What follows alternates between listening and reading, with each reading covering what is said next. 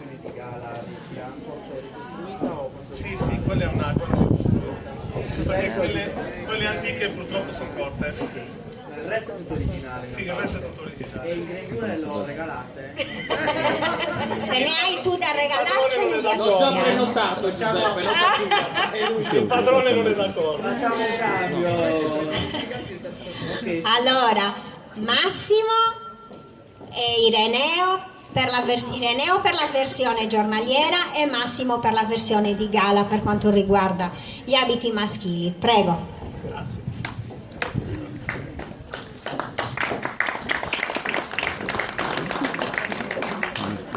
Manu.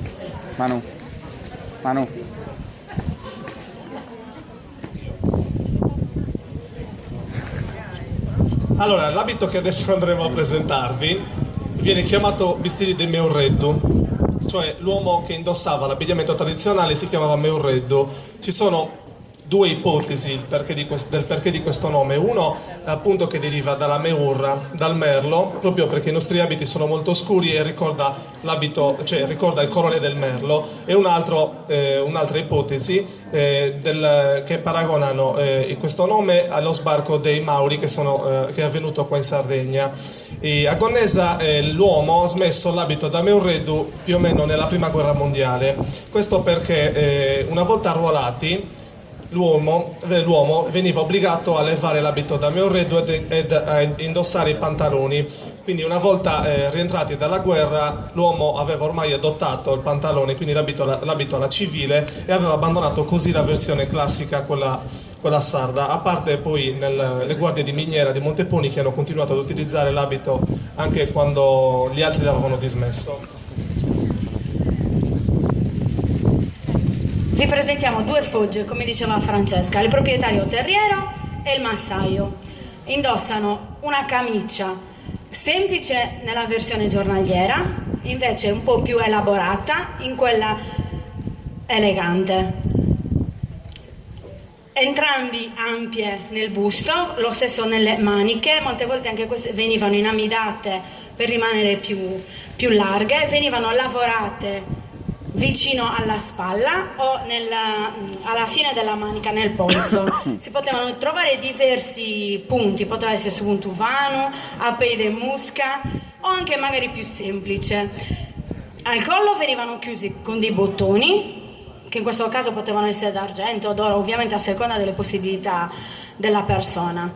Poi indossano dei mutandoni classici, bianchi, sino al ginocchio, che servivano a proteggere dal pantalone, e delle calzature molto semplici nella versione giornaliera e un po' più elaborate in quella festiva, perché si potevano trovare sia senza lacci che anche con i lacci, o qualche volta anche non per forza di colore nero ma anche di altri colori come marron scuro. Sì, nella versione di gala potevamo trovare anche le scarpe con le fibbiette in argento, proprio di gusto ottocentesco, con il tacchetto, quindi indossiamo le ghette, delle ghette tubolari in panno o in orbace, però erano molto più spesso in panno e in orbace, scusatemi. Il panno è arrivato molto più recentemente come utilizzo di stoffa. Potevano utilizzarsi per confezionare questi elementi anche il fustagno, che anche il fustagno è molto più recente, utilizzato negli anni 20, negli anni 30. Volevo aggiungere una cosa per quanto riguarda la camicia, che poteva essere confezionata anche in lino, e il collo della camicia, in questo caso chiuso da una coppia di bottoni. Nell'Ottocento poteva essere chiuso anche da due coppie di bottoni, come rappresentato da alcune stampe d'epoca dell'Iglesiente. Le scarpe potevano essere anche marroni, come ha detto Mauro, e in alcuni casi anche sotto la suola delle sorte di chiodini che servivano appunto per non consumare completamente la suola, perché le utilizzavano in campagna. E nella versione giornaliera capitava che le ghette venivano coperte da dei lacci, da dei pezzi di stoffa e arrotolati attorno alle ghette, in modo tale che queste non venissero rovinate con i rami e con i rovi, oppure nella versione di giornaliera appunto potevano essere sostituite anche da delle ghette in pelle nera tipo gambali, però erano molto molto più rari. In alcuni casi, cioè spesso e volentieri, si arrotolavano degli stracci attorno alle ghette. Sopra la camicia viene indossato sugossu, un corpetto di in questo caso per il proprietario terriero azzurro, bordato di nastro di seta o di cotone azzurro, mentre nella versione giornaliera più recentemente si utilizzò il nero, però nella versione più antica era sempre blu notte. Il corpetto di gala è chiuso da una serie di bottoni in argento, gli stessi bottoni che poi ritroviamo nella manica della donna, e invece una fila di bottoni puramente estetica chiamati larus, una sorta di piastrina in argento che potevano essere anche lavorate e disegnate con diversi motivi. Mentre quello giornaliero di Ireneo, il dietro del corpetto era confezionato con tela ingrugiara, semplice tela di cotone a quadretti oppure anche semplicemente di cotone senza fantasia, e chiuso davanti con una serie di monete, in questo caso con l'effigie di Vittorio Emanuele. A Gonnesa c'era l'orefice che produceva questi tipi di bottoni, infatti esistono alcuni esemplari del 1904 di questo orefice che mi pare che si chiama Germano, che fabbricava questi bottoni in argento.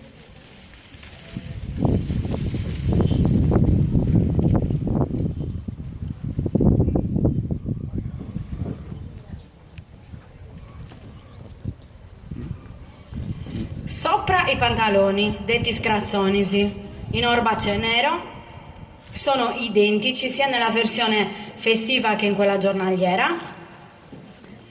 Hanno la forma a campana, detti alla zuava, tipici della moda settecentesca. Infatti prima si trovavano anche in altre zone dell'isola e poi mantenuti solo nel Sulcis-Iglesiente. Mi sono dimenticato di aggiungere una cosa per quanto riguarda la versione di gala, adesso che l'ho vista. Spesso capitava che l'uomo indossasse un giunchiglio o una catena in argento con un reliquiario in argento, una capsula in argento con un vetrino, e spesso capitava che avessero delle reliquie da contatto, cioè dei pezzi di stoffa che passavano sopra le statue dei santi e le portassero con loro. A chiudere il pantalone un cinto in pelle nera, che nella versione festiva poteva essere anche inciso, mentre in quella giornaliera era sempre liscio e rimaneva a vista, mentre nella versione festiva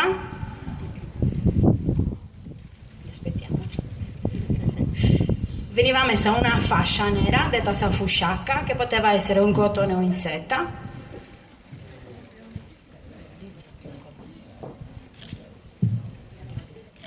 Nell'Ottocento, nel cinto, era sempre presente nell'uomo un sadaga, un coltellaccio, era sempre presente, quindi questo coltello, oppure sustillo, un coltello molto più fine che veniva inserito appunto nella savusciacca o nella cinta, come la descrive il Casalis, un altro viaggiatore che venne in Sardegna a descrivere tutti i paesi all'epoca.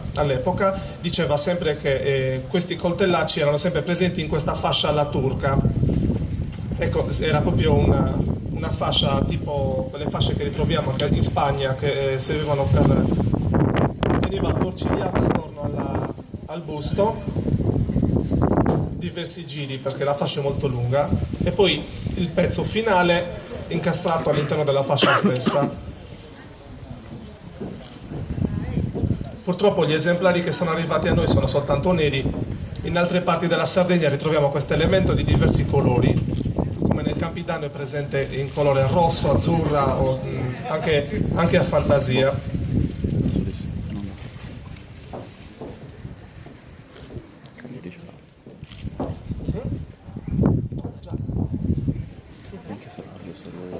Sopra la camicia veniva indossata questa giacchetta che si chiama sagasacca, una giacchetta in orbace che poteva essere di diversi modelli. In questo caso poteva essere appunto, ci sono diversi modelli con le punte davanti più corte, però erano sempre sagomate e aderenti al corpo. Nella versione di gala, come fra un po' andremo a vedere, questa giacchetta veniva coperta da un cappottino chiamato sereniccu, che erano cappottini che venivano comprati a Cagliari, perché i sarti che fabbricavano questi cappottini si trovavano a Cagliari. E infatti è curioso una nota d'archivio che è stata ritrovata di un furto di un signore di Gonnesa a cui vennero sottratti nel 1835 circa 2 cappottini del valore all'epoca uno di 18 lire e uno di 30 lire, quindi era un capo molto costoso che non tutti potevano permettersi. In questo caso è un capottino trapuntato nella parte anteriore di velluto nero con inserti di broccato e chiuso sul davanti da una ganciera, in questo caso è una ganciera in argento che serviva appunto per tenere su Serenicu. Nella versione giornaliera sopra la giacchetta veniva indossata San Mesubesti o una besti più lunga, quella lì sempre a seconda dei gusti della persona che le indossavano. Nella versione invernale spesso questo elemento, quindi la San Mesubesti, andava indossata rigirata con la pelle a diretto contatto col corpetto e messa sotto la giacca, in modo tale che questa ti mantenesse la temperatura corporea e non sentissi il freddo, perché spesso lavorando in campagna e lavorando anche con le temperature molto basse, questa ti proteggeva dal freddo. A completare l'abito, il copricapo. Nella versione festiva si poteva usare un fazzoletto in cotone legato dietro la nuca o una cuffia fatta a rete che per chi portava i capelli lunghi ritirati con una treccia servivano a metterli all'interno, oppure semplicemente per reggere il copricapo. Mentre in quello giornaliero la berritta in orbace nero a forma tubolare.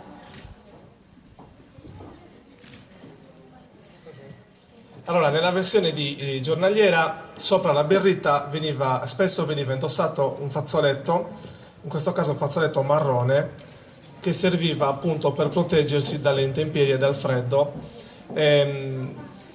Era un elemento che aveva colpito i viaggiatori dell'epoca. Infatti il Casalis, quando vedeva gli uomini di questa zona con questo fazzoletto, diceva che faceva fatica a riconoscere col buio dalle spalle le donne tra gli uomini, proprio perché le confondeva il fatto di questo fazzoletto e di questi ampi pantaloni che sembravano quasi una gonna, mentre sopra questa cuffia si indossa su sombreri. In questo caso è palese la discendenza spagnola, infatti anche l'Alciator dice essere un diretto discendente dei cappelli spagnoli. Potevano trovarlo anche di diversi colori, non soltanto nero, anche grigio o di diverse sfumature del grigio, questo sempre a seconda del periodo e del gusto della persona che lo indossava. In questo caso abbiamo completato sia l'abito di gala maschile da proprietario terriero che quello da Meurredu galatino. E abbiamo qua le due varianti.